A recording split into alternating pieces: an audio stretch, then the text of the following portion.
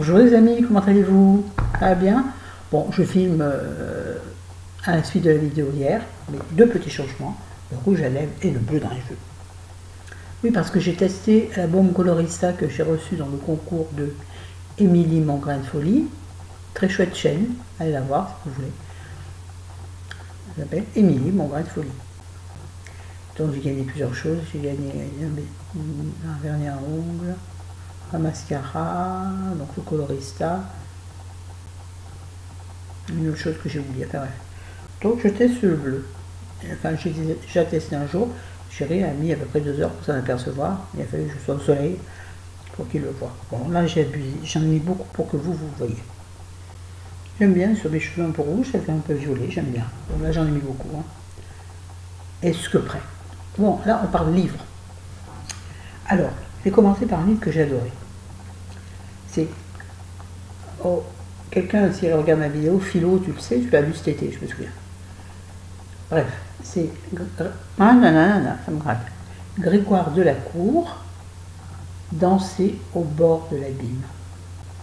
Bon, tout le monde connaît Grégoire Delacour à cause de, entre autres, pas son meilleur, son livre le plus connu, La liste de mes envies. Donc j'ai pas aimé du tout le film adapté, mais j'avais adoré le livre. Bref, c'est pas le sujet, mais celui-ci est tout à fait merveilleux. En gros, derrière ça vous servira à rien parce que ça n'a pas de lien. Enfin moi je n'ai pas compris. À part la phrase, il y a le bonheur, on reprend. Il y a le bonheur que l'on croyait être, qu'on croyait tenir, et celui après lequel on court. Il y a l'urgence à vivre. Ça c'est vrai. À 55 ans, croyez-moi, il y a de l'urgence à vivre. Oh la vache. 1, 2, 3. De l'urgence à vivre. C'est l'histoire d'une femme en couple, bien installée, mari, des enfants, qui, au hasard d'un café dans un bar, croise le regard d'un homme dont elle tombe éperdument amoureuse, je ne sais pas, mais en tout cas folle de désir. Elle ne comprend pas, elle ne sait pas pourquoi.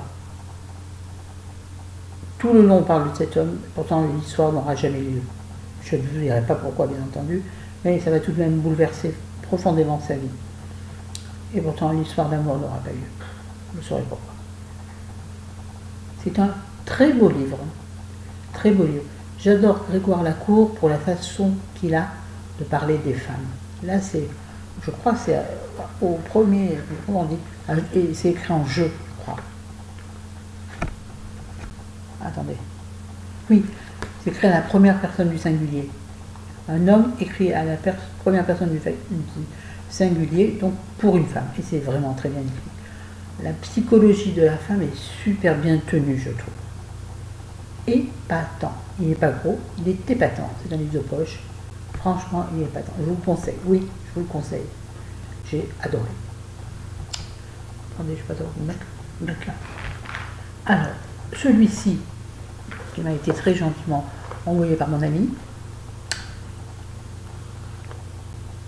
Les lendemains avaient un goût de miel, j'en ai déjà parlé, de Marlène Schiappa. C'est écrit par une blogueuse, je n'ai pas encore eu la curiosité d'aller voir son blog. Donc Marlène Schiappa a un blog qui s'appelle Maman Travaille. J'ai pas accroché, vous voyez, j'ai pas tout à fait fini. Bon, il reste vraiment très peu de pages, regardez. Il me reste 4 pages. Je voulais expliquer l'histoire. C'est l'histoire de je me souviens, trois femmes qui reviennent de l'ouverture de l'héritage de leur maman. Chacune reçoit des trucs. C'était une famille très riche. 2 des sœurs reçoivent une un appartement somptueux, l'autre une villa, enfin quelque chose comme ça. Elle, l'héroïne, reçoit une boîte dans laquelle, oh là là, en parlant de livre, on parle français Florence, une boîte dans laquelle elle trouve des lettres, écrites donc par sa grand-mère, qui est morte. Donc c'est l'héritage de la grand-mère, bien sûr, l'héritage de leur grand-mère. Leur mère est toujours vivante, pardon madame. Donc c'est l'héritage de la grand-mère. Et donc au fil des lettres qu'elle va découvrir dans cette boîte, Elle doit apprendre la vie de sa grand-mère. De sa mère, donc, forcément, mais surtout de sa grand-mère, de l'histoire d'amour de sa grand-mère, des aléas de la vie de cette époque. Donc, je dirais que c'est presque un livre historique, si vous voulez. On est très peu dans la vie actuelle, de temps en temps, ça se passe dans un train. Elles reviennent donc de 1000 ans. Attendez, je riche. Oui, elles reviennent de 1000 ans. C'est bien, mais j'ai eu beaucoup de mal à accrocher. Il est petit, hein. Et vous voyez, il en reste très très peu de pages. C'est ici, là. Ah, de ce côté-là.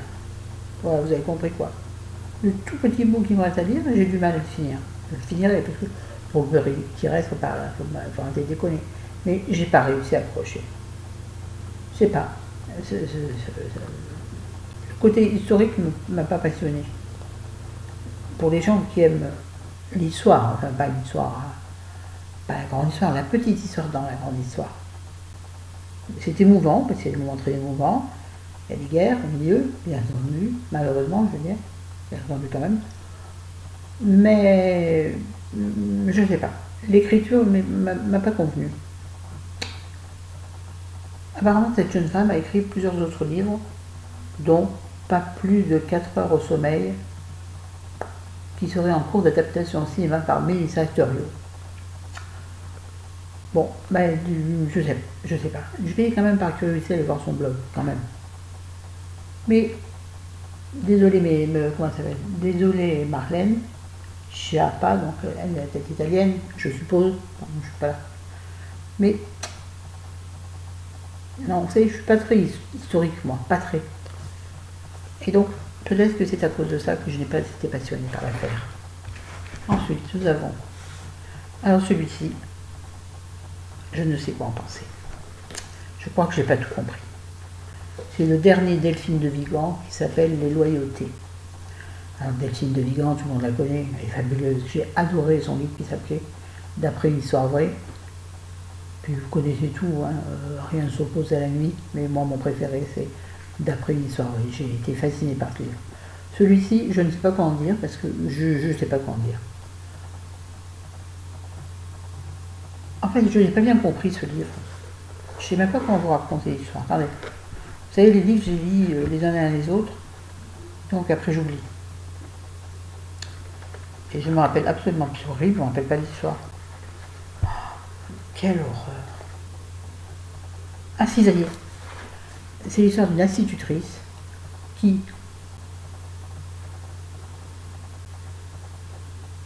comment je vais dire, oh ben merde, j'en perds mes mots.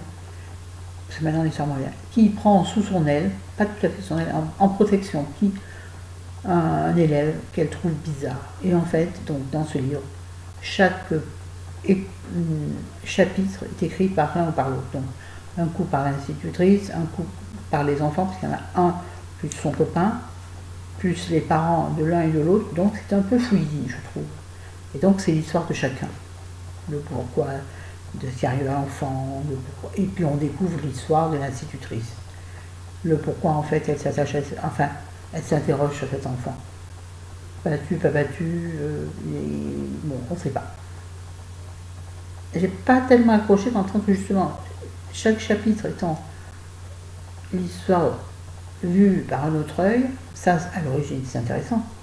Cette façon d'écrire est intéressante, mais je ne sais pas, j'ai été dérangée, j'avais du mal à suivre. Oui, j'ai eu mal à suivre ce livre, il ne m'a pas passionné. Voilà. Mais c'est Delphine Vigan. Donc c'est bien écrit. Enfin, pour mon goût, attention, pour mon goût, je ne suis pas. Hein, attention, quand moi je parle de livre, souvenez-vous, s'il y en a qui arrivent, quand je parle de livre, je parle de mon ressenti propre. Je me fous des avis qu'il y a sur les livres.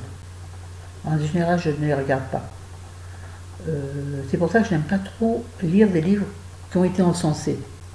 Parce que j'ai déjà une idée du livre dans la tête, ce qui fait que soit je peux être ravie, soit je peux être complètement déçue, et je déteste être déçue par un livre que j'ai acheté surtout. Si je l'ai volé, c'est pas pareil, évidemment. Ceci était une blague. On ne sait jamais sur YouTube. Et puis mon dernier livre lu entièrement, c'est Clair de lune à Montmartre, de Nadine Monfils. Alors c'est un tout petit poche. Je vous en ai déjà causé quand j'ai entamé. En fait, alors, L'histoire m'a fascinée. La quatrième de couverture m'a fascinée, puisque ça parlait, c'est un policier, on va dire. Ça parle de meurtre, la bonne blague, dans une maison de repos. Donc, vous savez, mon amour pour les vieux, les histoires de vieux. Et puis, le policier est toujours un peu, c'est souvent comme ça, les policiers sont toujours un peu particuliers dans les livres. Et lui, son truc, surtout c'est ça qui est drôle, parfois son chien parle. On ne même pas, je veux dire peu, très peu, très peu. Parce qu'en fait, ce policier a arrêté de fumer, depuis qu'il a arrêté de fumer, il tricote en cachette. Et il tricote quoi? Des trucs pour son chien, et le chien il en a marre. D'ailleurs, il y a un petit chien, vous voyez? Je n'avais pas cité, vous n'avez pas vu le chien. Donc apparemment, il y a plusieurs livres avec le même commissaire, qui s'appelle le commissaire Léon.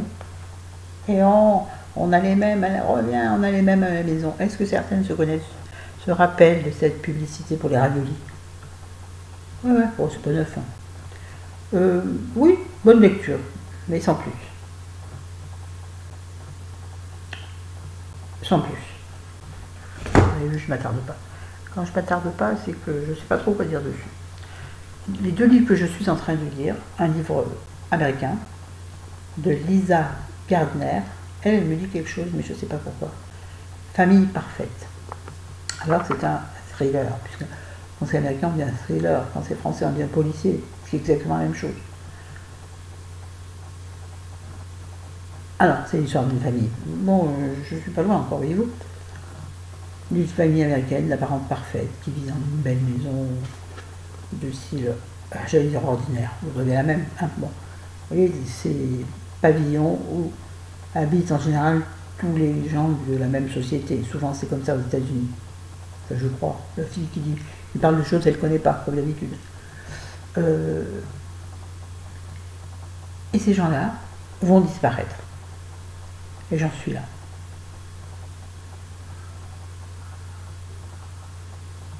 Par contre, il disparut, n'était-il pas si parfait qu'il m'y paraissait? Et je ne sais pas, je vous le dirai. J'aime bien l'écriture en tout cas.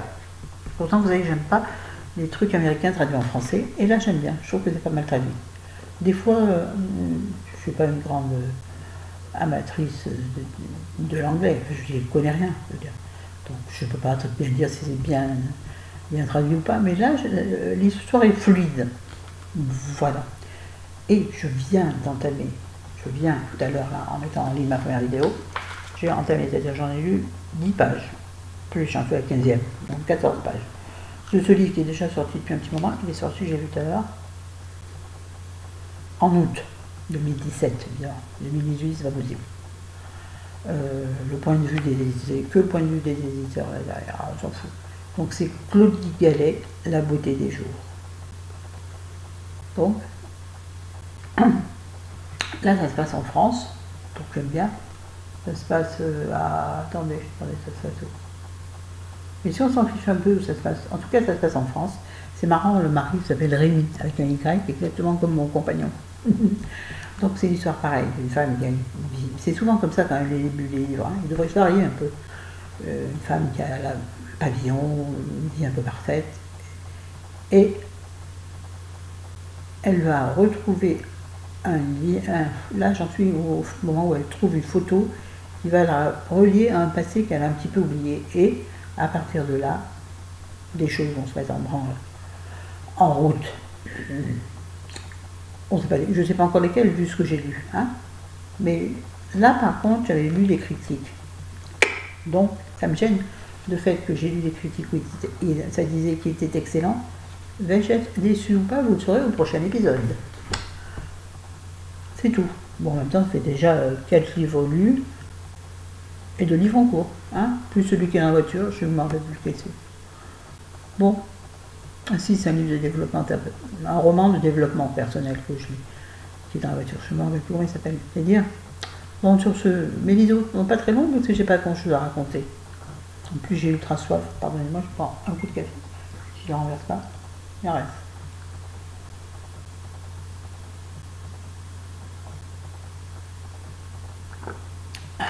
Mais j'ai un peu de mal en ce moment. L'inspiration n'est pas là. Je manque je mange. Oui, je mange. Je manque d'inspiration et d'envie. Vivement le printemps, les gars, vivement le printemps.